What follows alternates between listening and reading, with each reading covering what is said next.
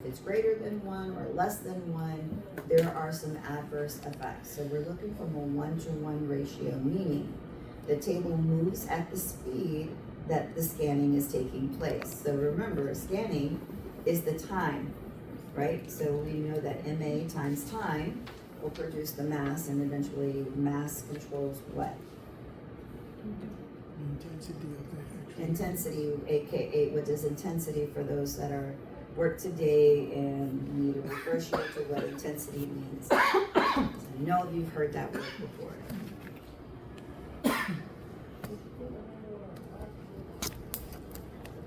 Okay, call on people. That's it. What is intensity?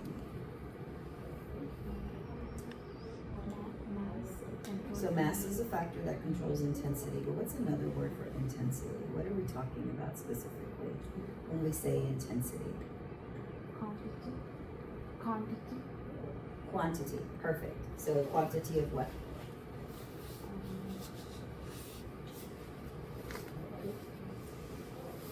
We're about to say photons.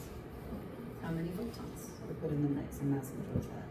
So, all right, this is just a slide just going over axial scanning. Again, this is slice by slice, step by step. So it turns, move the table, rotates again, moves the table, rotates again, moves the table. We talked about that, what did we call it? That stop translate, that lateral translate method. So data collected is one section at a time until all of the region is completed. This is where we associate more detectors, so multi-detectors are turned on.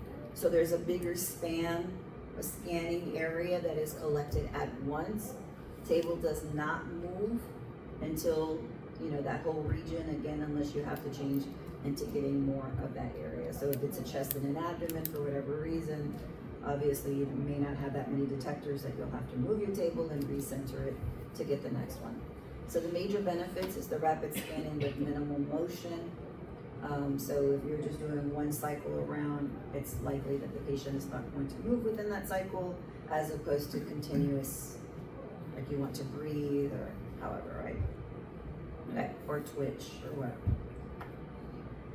When we're thinking about the detectors, this is really going to be what matters. So when we think about the acquisition thickness, you're really just talking about not how thick it is this way, like a mattress. You're thinking about how big it is across the spectrum, right? So here you have detectors can be arranged in many ways. So 1 millimeter in size, 16 rows, 2 millimeters in size, 8 rows, 4 millimeters in size, 4 rows. So what we're talking about here is really going to be dependent on the detector thickness. This is important because what does detector thickness support?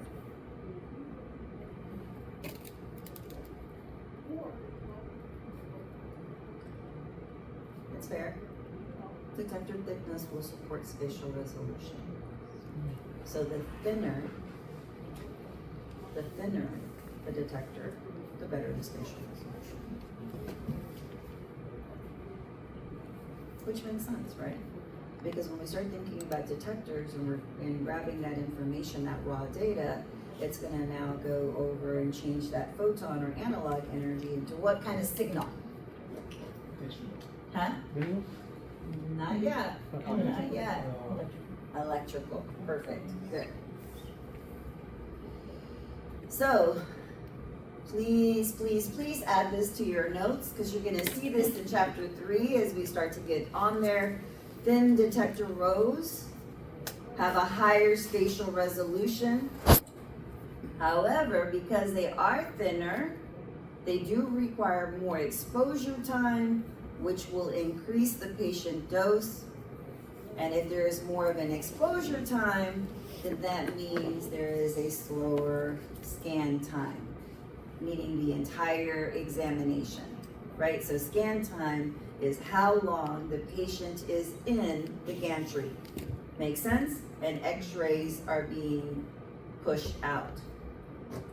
So I'm gonna say that again. The thin detector rows will have higher spatial resolution, meaning clear anatomy, sharp angles of the anatomy are gonna be evident, but it will contribute to higher patient dose and increase the scan time, which will also obviously contribute to the patient dose. So let's take a look back at what I mean by 1 millimeter. So this set of detectors will have a higher spatial resolution than this set of detectors. Got it? Yes. Thumbs up. Y'all are with me or just nodding aimlessly? All right. We go get some more empanadas. Yes. Thick detector rows will have a lower opposite, will have a lower spatial resolution. It's gonna acquire quick scan time. And so if it's a quick scan time, then we've lowered the patient dose.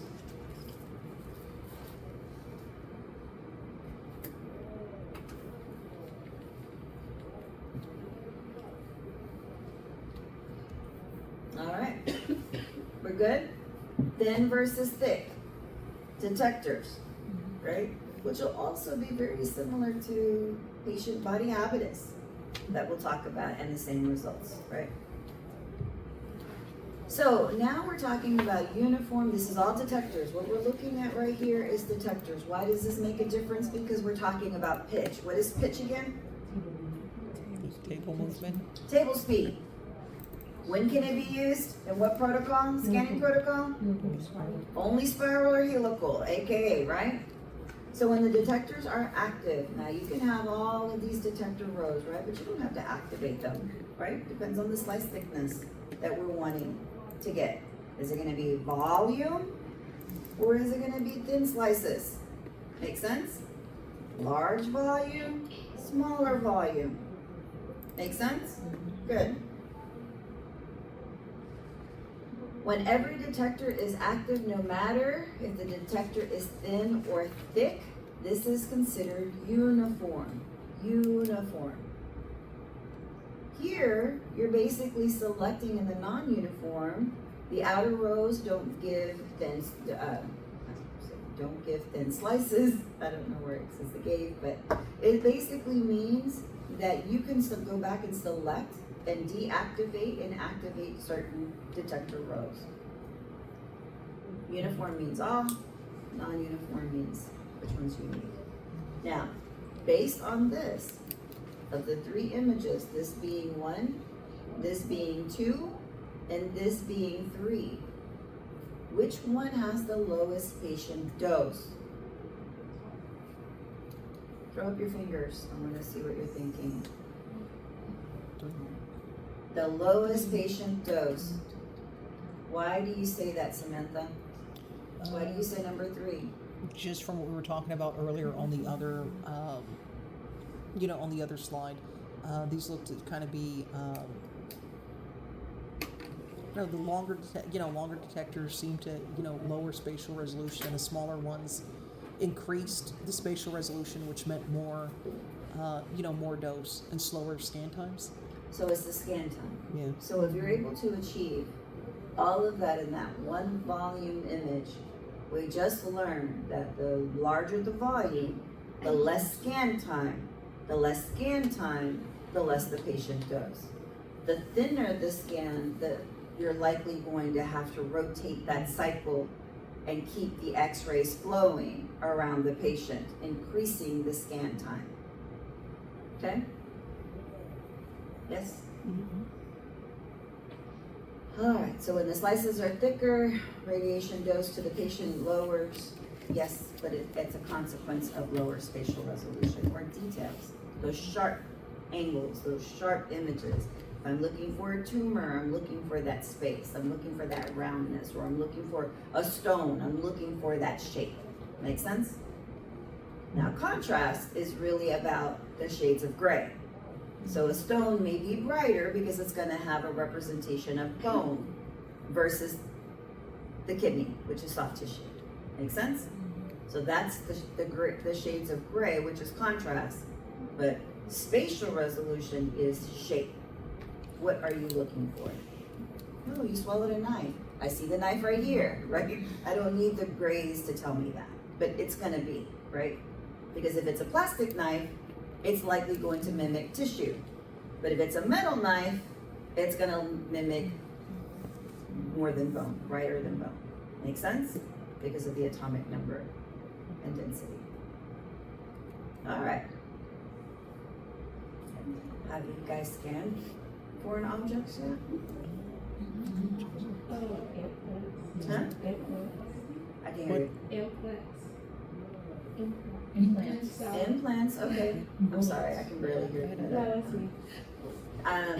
Inmates. I thought that's where you were going with. Inmates. In X-ray. Yeah. We'll definitely have some foreign objects in there. CTs, depending on what it's perforating, but yeah, yes. I had somebody with a bullet in their neck. Yeah, between C1 and C2. Mm-hmm. Yeah. You would see that because it may be too risky to operate. So it's best to leave it there. Yep, and he was walking and talking. Yeah. It was so funny. I have a story. So I was working at a clinic, and really, when you do this for a while, you just automatically start looking at people's chest, and you know what I mean. You assess for what they have. I know I'm not the only one. You'll before just looking at a person, you've already clocked they got earrings, necklaces, everything. It's just habit, right? So you just kind of, anyway, so I'm looking and I'm about to do a chest x-ray and I've gone through the necklace and all of that. Piercings are always that, you stumble upon them, but you can see the shape. You're like, oh, piercings, you write it on them, if they can be removed. And there was a needle in her chest.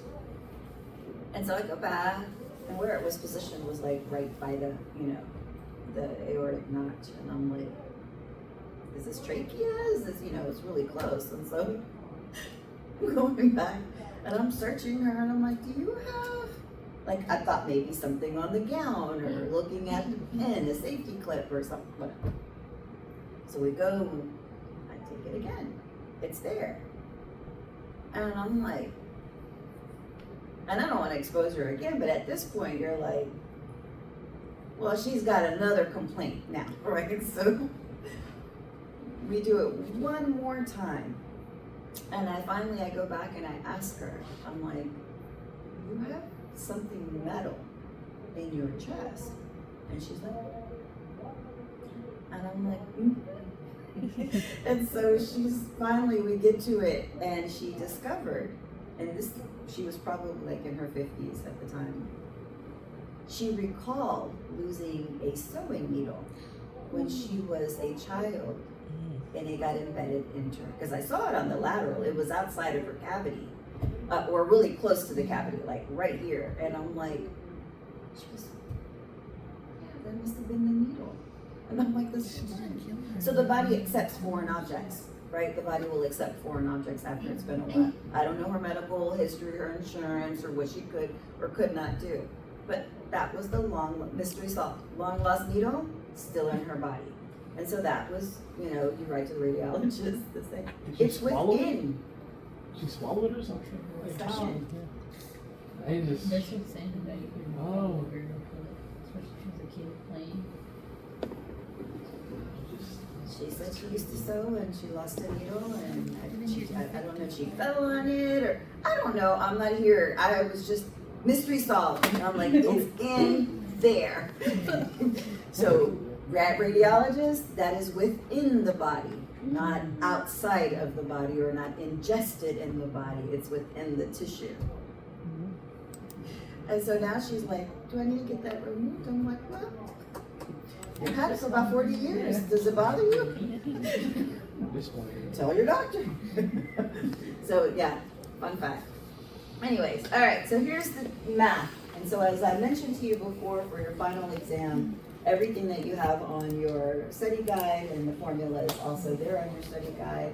So pitch is really the table movement, table speed, or table movement, and the beam width. And so what makes this important, because we just saw, as this, so this is the size of the detectors, right? Because this is the size of the beam width, is now going to cycle around the patient, right? And so the table has to move in sequence.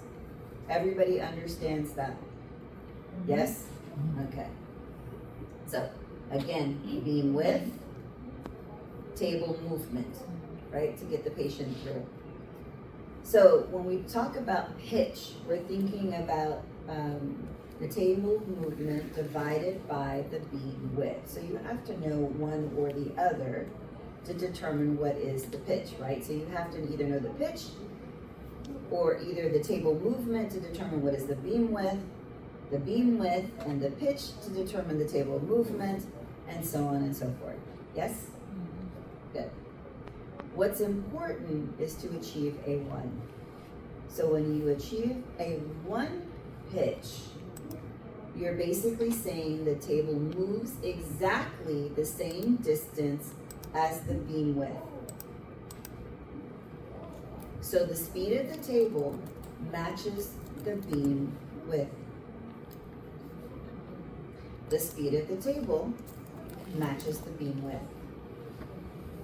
So if this number and this number are the same, then the pitch is 1. Make sense? Good. Here's the example that he give is a beam width that's 10 millimeters wide. The table moves 10 millimeters per rotation. So that will give you a 1. 10 divided by 10, 1. Now, if the pitch is greater than 1, meaning the table speed was too fast, or the beam's width was too big, it didn't match, the table moves farther from the beam width, meaning this is a faster scan. So greater than 1 means the table moves faster, more than the beam width.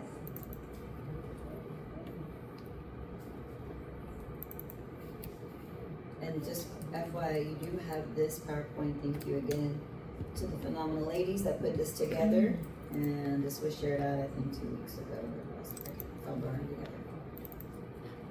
So greater than 1, it is a faster movement. The table is moving faster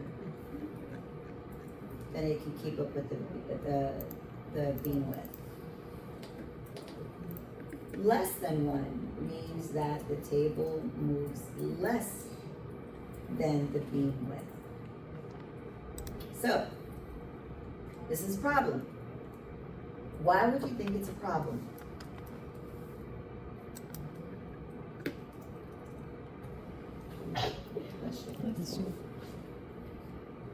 Why would you think it's a problem? Why do you care?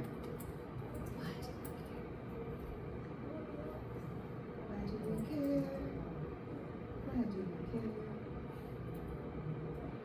We care because, huh? Patient dose, like fasting scan. I can't hear you up. The patient dose. Patient dose can be affected, yes. But honestly, it's missing data or overlapping data. To Marquita's point, if we overlap data, overlap anatomy, is that necessary? If we miss data, what happens? We gotta repeat the patient because we miss data. If you're scanning an abdomen and you cut off the kidneys, go back and redo it. So pitch matters. So if you do the math and you say, okay, remember, if the number of the table movement is the same distance as the beam width, it's going to give you a 1. If the pitch is greater, meaning that the table movement was greater than the beam width, you're going to have missed data. The parts that the gantry is rotating around is now missing these sections of this field of view. So if the table is moving too fast, it cannot keep up with the beam width. Make sense? So now we are missing data. Put that in there, please. Missing data. So if the pitch is greater than 1, that means that the table movement was too fast for the beam width. Data is missed. Yes, your question. How how often does that happen? That's a great question. I'll have to find out. Have you guys, it's usually stuck into the parameters. You know what I think that's, oh, you're okay? You know what is, where that's tested? In quality. QC, QA, QC. The calibration? Or Yeah, the- it goes with the calibration to see how fast the table is in movement and to making sure information is not, missed. I don't know if that's part of a daily thing, but it might be more of the, annual or monthly or whatever that's set up to test. So honestly, if that is a problem, you're likely going to have to shut that machine down until it's recalibrated. Because now it's not even about the revenue, it's about overexposing the patient. Because you couldn't go back and get just the missed data. Does that make sense? Now, so what did I say? If it's greater than 1 pitch, what's missing? So regions of the abdomen is gone. It's not gonna be there. Now, if the pitch is too slow for the bandwidth, you've now overlapped data. Make sense? You've overlapped. So which one provides more patient dose? The less than one? If you're overlapping, absolutely. Make sense? So pitch matters. So the speed of the table must match the detector beam width.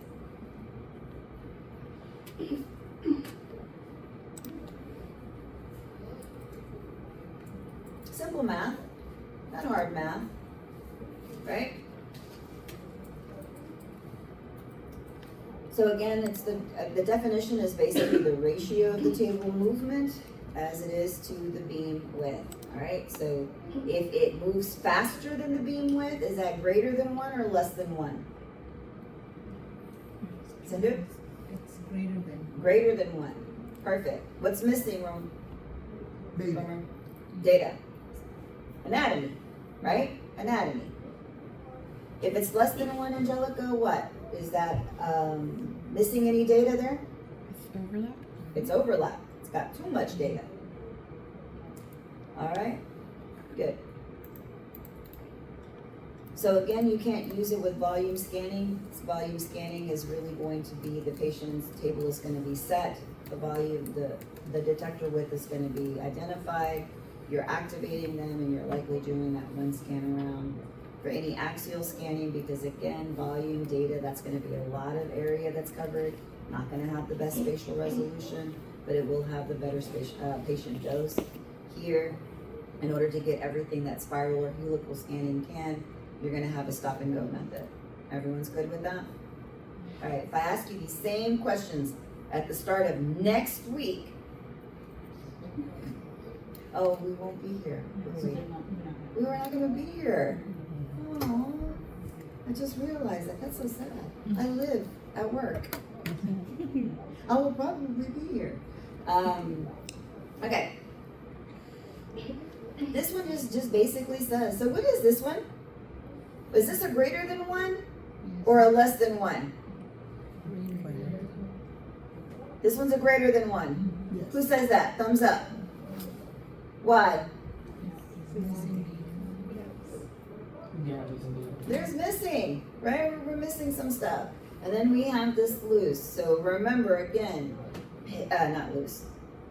Right on time. Like this is it, not missing any regions.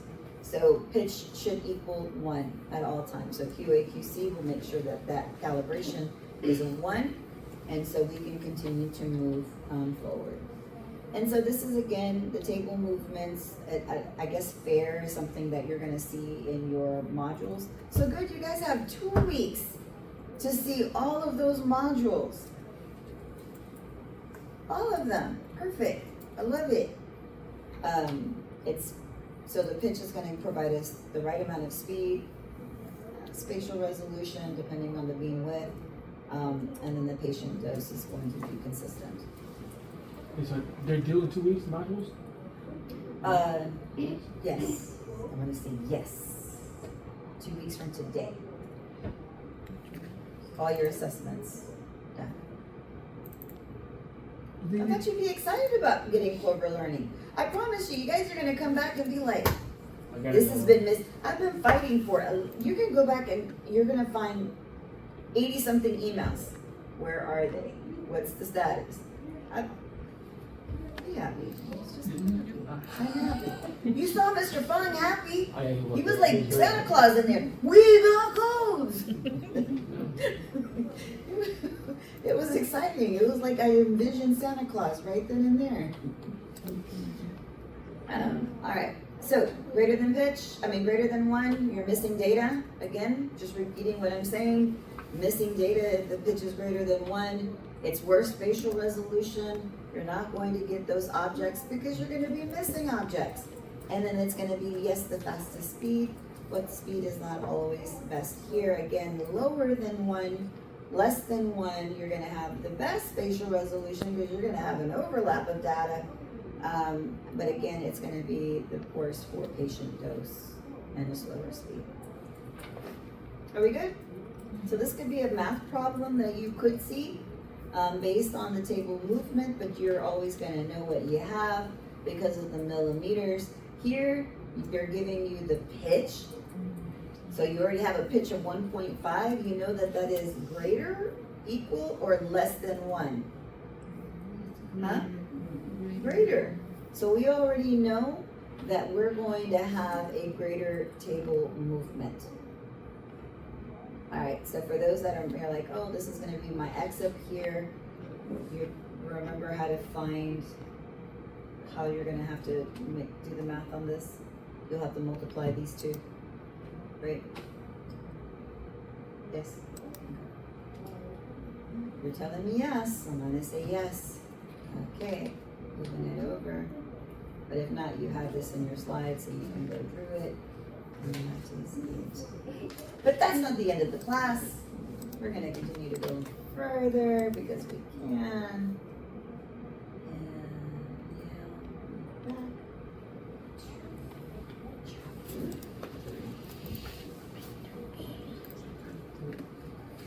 So in Thaddeus, it goes down to, when we start looking at chapter 3, it highlights all of the different steps in production of image for CT. But what are the 3 steps for CT in producing an image in CT? Data acquisition, image reconstruction, image display. Thank you. So here, this is really going back in different types of steps, but it's really just the production. Image production, it says image production in CT, but it just breaks down those different phases, 1, 2, and 3 into more. What is the X-ray tube? What is the X-ray beam? What does remnant mean again? After the what? After the X-ray beam that has passed through the patient and is now going to enter the detectors, right? So most of that is attenuated. What does attenuated mean again? Huh? Reduction of photon. So it's going to either be scattered photons or transmitted photons. Well, attenuated is either scattered or absorbed, right? That is the actions that are happening there. But what the detectors are going to receive are either transmitted photons, meaning they were not attenuated, they just passed through, and then the scattered photons, right? Because the photons that were absorbed are where? Where did they stay? In the patient. Perfect. Alright, so once the remnant photons are collected by the detectors, what does the detectors do? It turns it into electrical signals, like a translator to a translator to another translator to another translator, right? And to get the final image. So the electrical signal, Romer, goes where? Where does it need to go in order to be converted to the digital signal? Needs to go to the computer. The computer is the device. What is specifically in the device in the computer that converts the electrical analog signal to a digital one, Sindhu? So it's ADC. ADC, perfect, love it. Alright, so then once we get that raw digital signal, it must be reconverted, Samantha, back into an analog signal, and where does that happen at? The analog signal, the ADC happens at the, That's the ADC, it happens in the computer.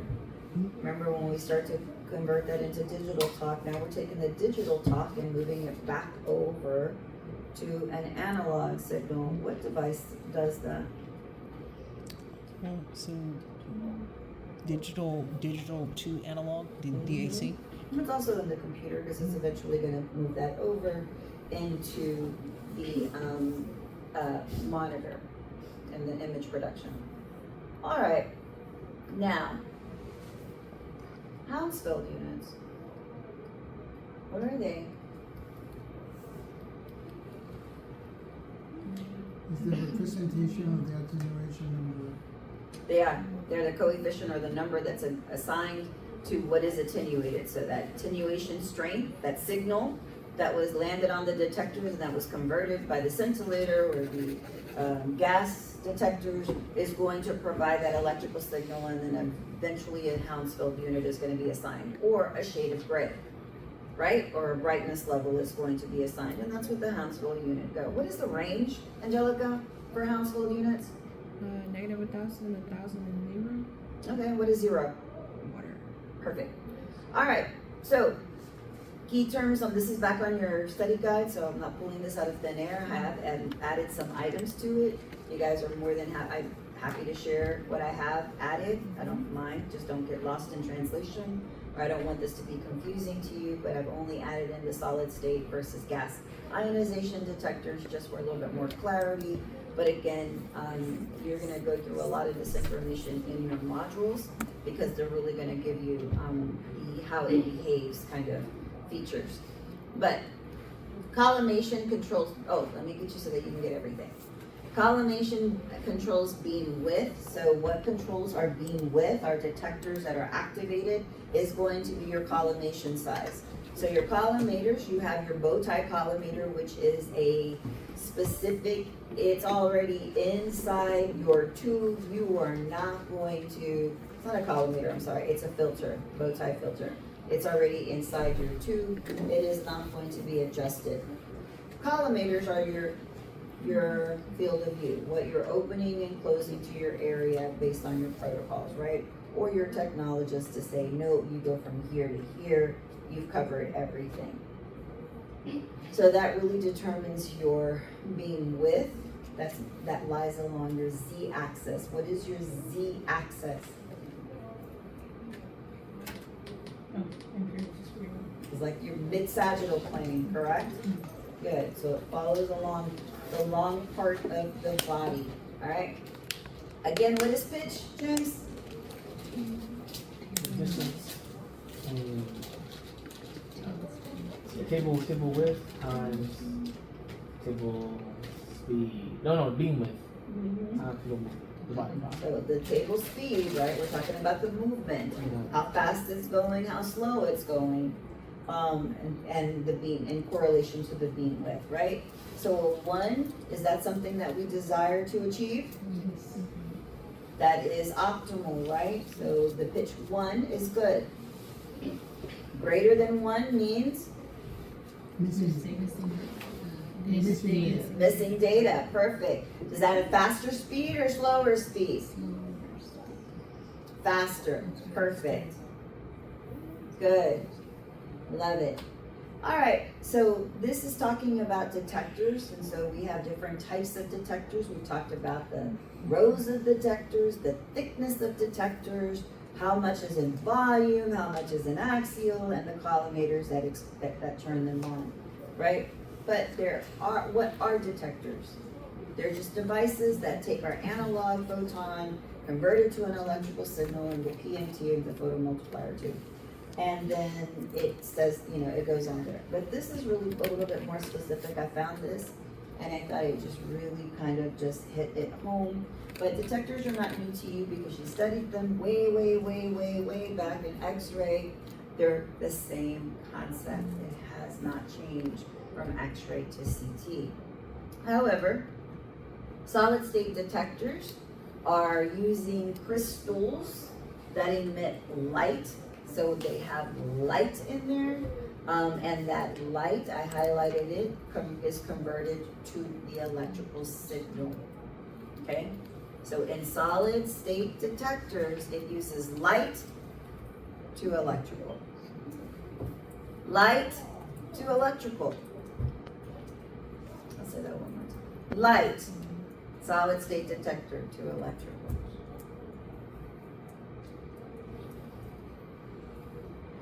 She's speaking to me. Yes, I am. All right. Gas ionization detectors don't have light. They don't have light. So the xenon gas is going to charge the particles, these photons that are entering, charge the gas particles. It's going to be charged, and it is going to result in electrical signal. No light in the gas detectors. Charged particles to electrical signal.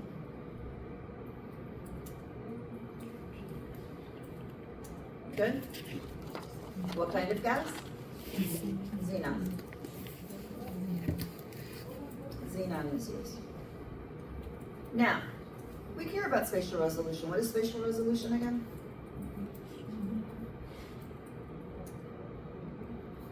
Ability to see the Yes, Lexus? What is spatial resolution? I wanna say it's the ability to see small differences. Love it.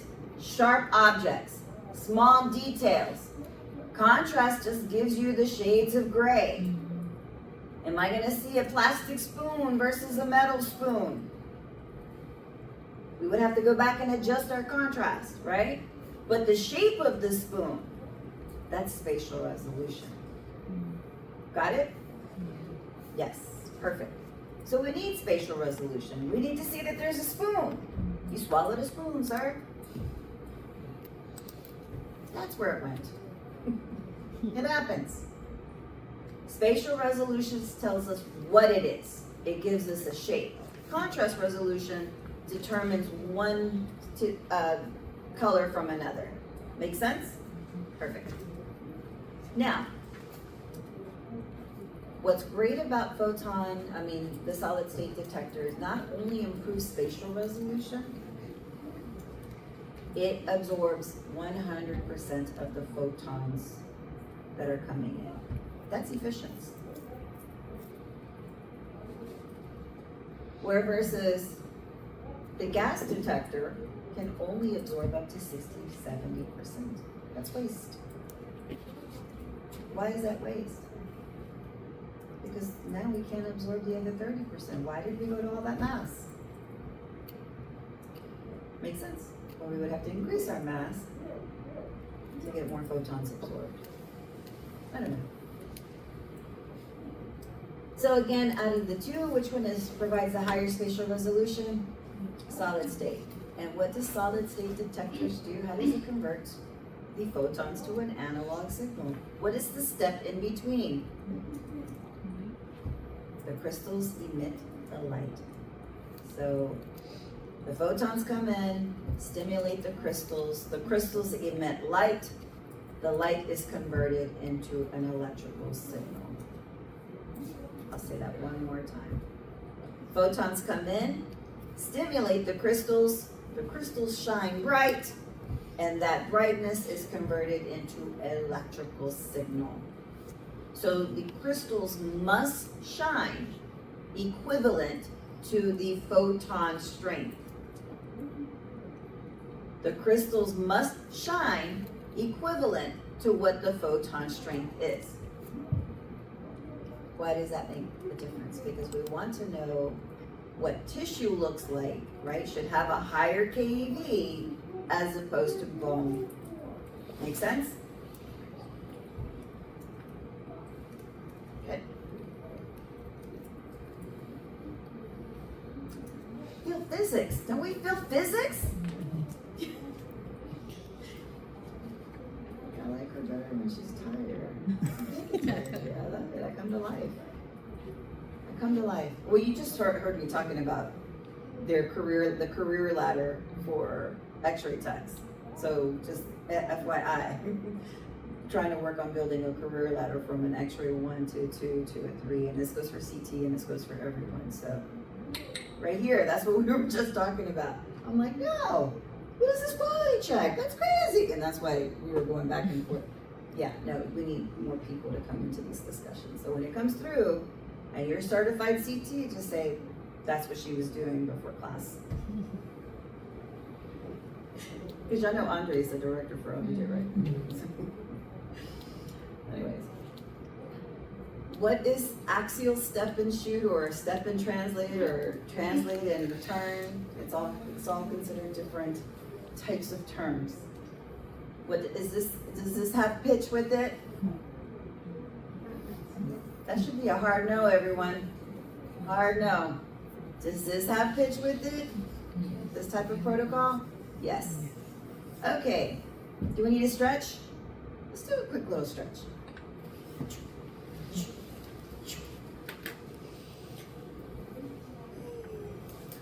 Any plans for the holidays? Work. See, if you would have came on as a fellow. Oh, you're Tell him, Lexus. Oh. Tell him, Lexus. I took that game. You told me? I did. In a very They good fall game. under HR. They fall under me. All those holidays are recognized. Yeah, we gotta have PTO, but yeah, but Yeah. our Tom covers it.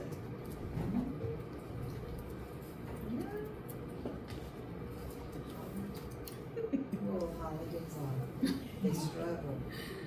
But thank you for being on the front line. 12 hours of struggle.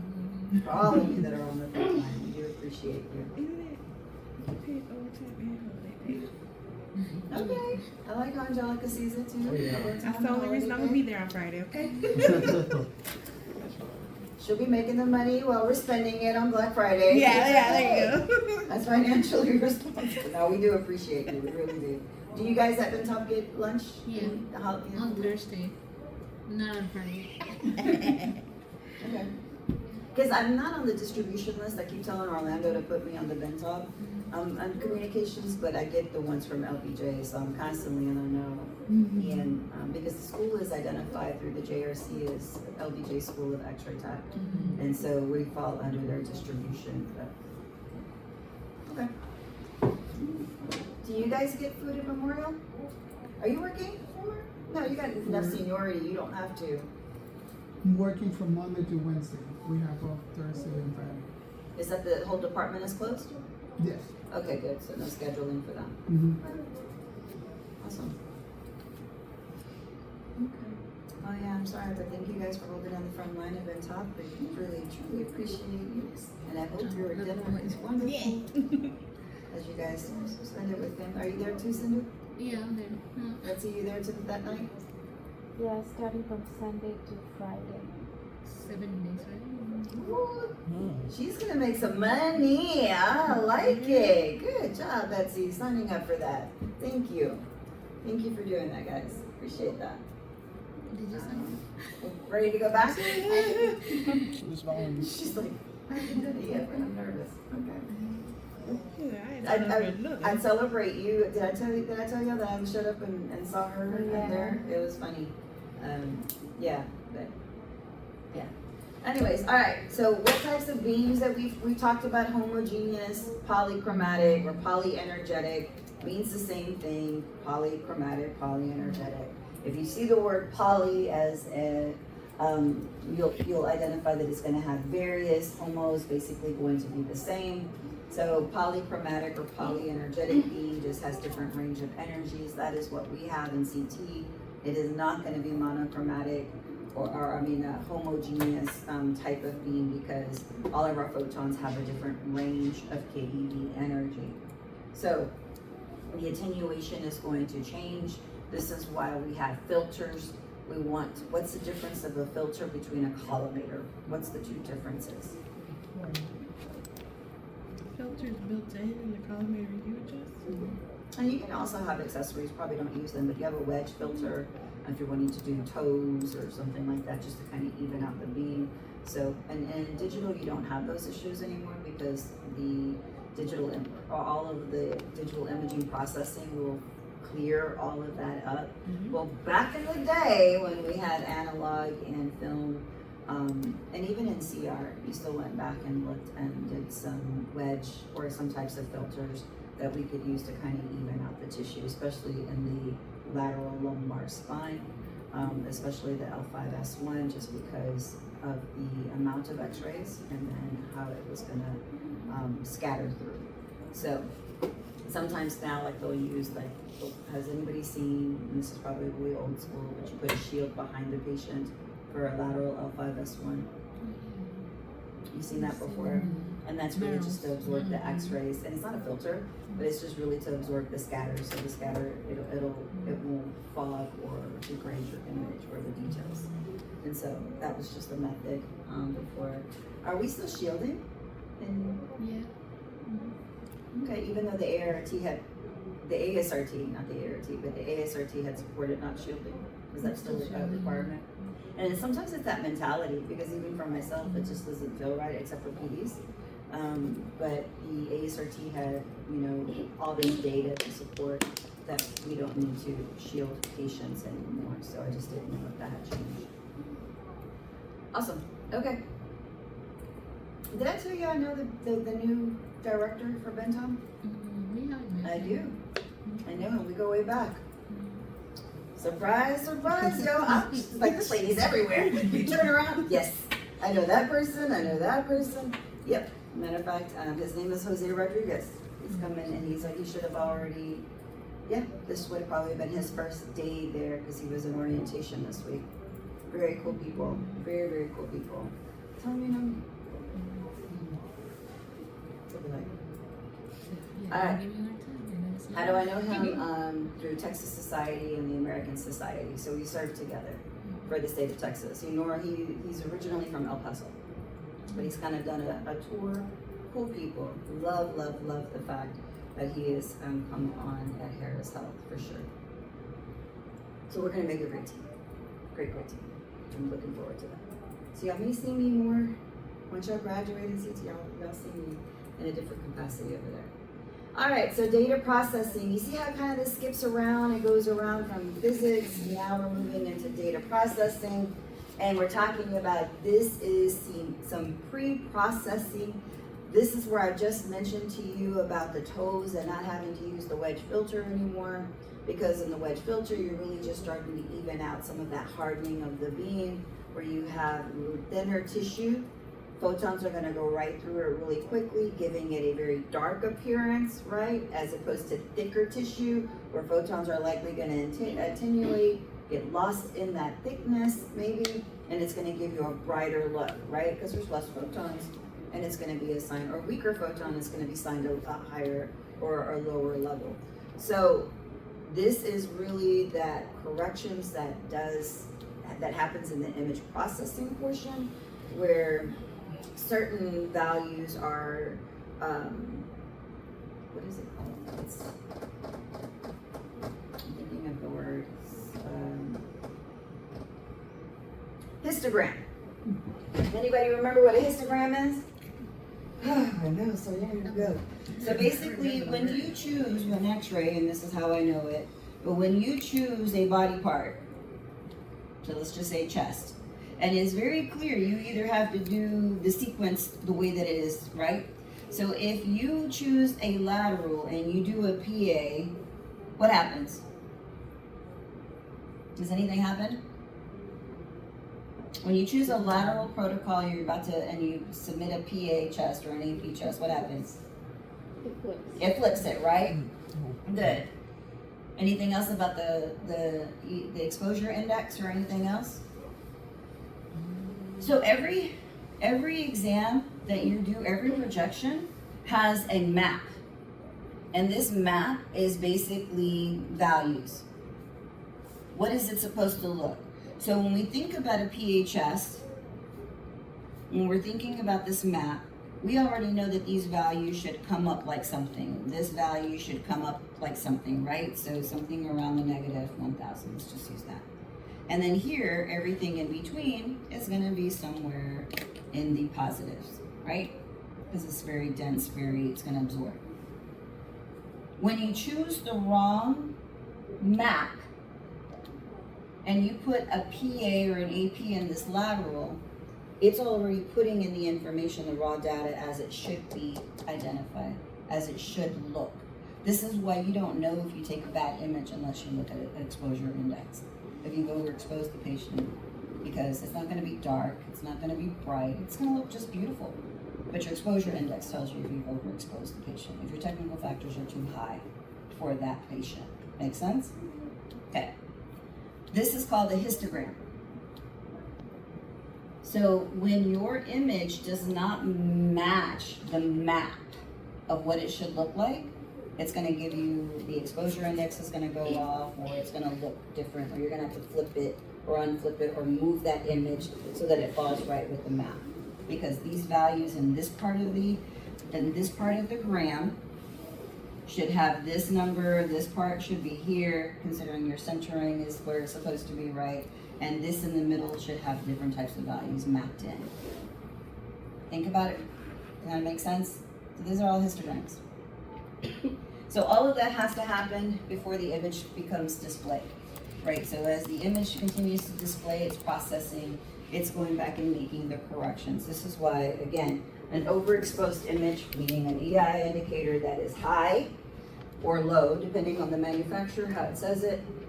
For like Fuji is reversed. If the number's too high, right, it's underexposed. If it's too low, it's overexposed, so it has an inverse relationship to patient dose. So depending on that number, that's your indicator saying these technical factors are too strong for this patient. However, your image is not gonna look different from one to the other. Make sense? Because of the corrections, the pre-processing that happens to correct the values. So it's always going to appear the way that it's supposed to appear. That happens in pre-processing. Image reconstruction, we already know what is the number one image that we are capturing in CT. What is the number one projection? Head without. What? Without contrast. Head without. That, you're right, that's the number one exam that we're doing, but what kind of projection? Axial, Axial. sagittal, or coronal? Axial. Axial, so axial is going to be reconstructed into these others. But thank you for knowing what is the most common, I like that. Is going to convert the axial, all of the data that was acquired to make the axial image and reconfigure it so that you're looking at the coronal or you're looking at the sagittal view. Good? So are we good? I know that we didn't get into pre-processing and exactly what that is. That's coming up in chapter 4 and chapter 5 to be a little bit more in detail. Again, the videos are really gonna help you understand what's happening on the back end and how these values are now being reformatted to make sure that they appear, that you always get that optimal image. Diagnostic efficacy, which is what? The ability to diagnose. One more time, louder. The ability to diagnose. From the image, right? So the image has to be of optimal quality, meaning high spatial resolution, appropriate contrast resolution, and all of the above, right? Perfect. Not missing any data. Could you imagine trying to reconstruct an image from missing data? No. Has anyone seen that? No? I'll probably have to try to find an image of missing data and trying to image reconstruct. All right, we've talked about this. I think Romer just said it. CT numbers depend on the linear attenuation coefficient. Basically, that's just saying the attenuated energy. What is that number going to be? What is that energy level? Which is going to vary in a polyenergetic beam. The kVp that is used in CT is what? 120 kVp. 120 kVp. 120 kVp. 120. Is it always used? It's a Because I standard. think I've seen on one of the protocols it was Which one? Those- I remember you saying that, I saw that. Dude, I Okay, remember good. seeing a spreadsheet, but I can't remember. Abdomen? Thanks. Is it not 120 for abdomen? Homework, go find out from your text this week. Who still has clinic this week? Good, find out. Alright, so field of view, we've talked about, again, you have the scan field of view versus display field of view. Which one is bigger, scan or display? Scan has a wider range because you don't want to miss any information. If your anatomy is not in your scan field of view, it will not be in your display field of view. You can only display what you scanned. Make sense? You can only display what you scanned. You can't have any, you're gonna miss something. Matrix. Woo, this was exciting, takes me back. Pixel size, do they matter? Why? Spatial resolution, not contrast resolution. Contrast resolution goes with bit depth. What does bit depth mean again? Numbers? What numbers? You got a whole bunch of lifelines. Call on them. It's the number of grades, isn't The number of grays. The number of values inside of one pixel. So the size of the pixel is definitely related to spatial resolution. What is other than Lexus and Marquita? What is spatial resolution again? The ability Ability to see the small. I can't hear you what? The ability to see different objects. Objects, the shapes. We want to see what the shape looks. Sharp objects. Want to see it. I want to know it's a spoon. Half spoon, whatever. I want to see it. Looks like a toy. That's exactly what it is. So the size of the matrix matters because the size of the matrix determines how small or large the pixels are. So if I have matrix are determined by the size, by the amount of rows and the amount of columns. This is a parameter, that's a monitor, right? That's a large monitor. That doesn't determine the matrix size. That's just the monitor size. That's not the matrix size. The matrix size is what? How many pixels it holds. Make sense? So if we have a 512 by 512 pixel or matrix, then you multiply both of those together. That's how many pixels sit in that matrix. You have 1,000 by 1,000. That's how many pixels sit in that matrix. So the smaller the pixel, the better the spatial resolution. Because remember, how many values can one pixel hold? Or, not hold. How many values can one pixel be assigned? Just one. One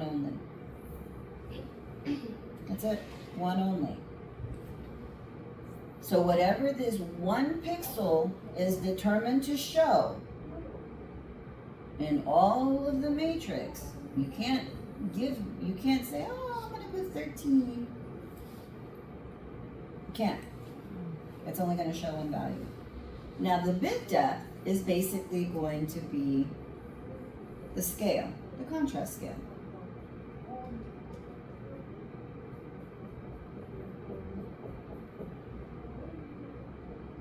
what does this one value need to represent in shade?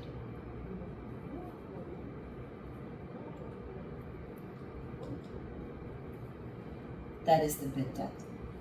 The greater the bit depth, the more opportunities this one value can represent.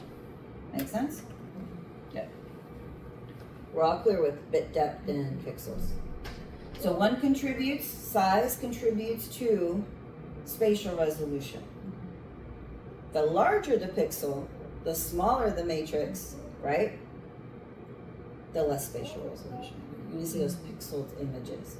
When you blow an image up, you magnify it, what does it look like? Pixels. You're seeing the pixels. You're just magnifying the pixel sizes. And everything starts to become blurry. Blur is the opposite of spatial resolution. Blur is the opposite of spatial resolution.